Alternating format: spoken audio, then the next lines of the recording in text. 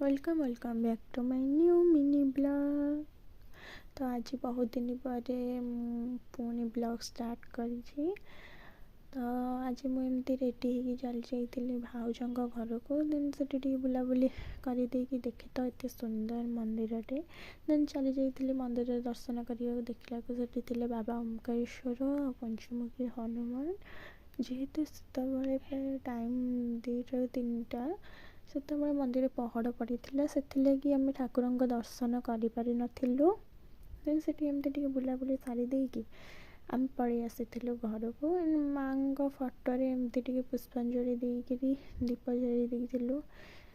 देखु ना माने समय केते जल्दी बीती जाऊे। से केते जल्दी समय बीती जाऊे गोटे मनीषर जन्म हवा ठारू मृत्यु नहीं। तो माँ भी से छाड़ी चली जाती। तो आपण मैंने भावुथे मु हठात भाउजों घर को कौन पाई आसी।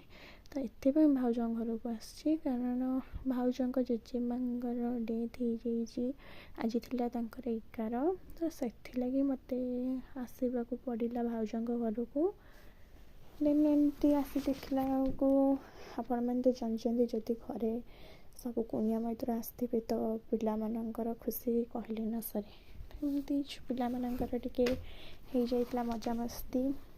देन हूँ आम पड़ जाइलु खाइबापी खाई देकरी सेठी टिके मजा मस्ती हो जाइतला खाइबा पाखरे। देन हूँ मु पड़े आसी घर को। जदि मोर कुनी कुनी ब्लॉग देखा को आप पसंद करुँच देन मो चैनल टाको सब्सक्राइब करदेवे। Thank you for watching.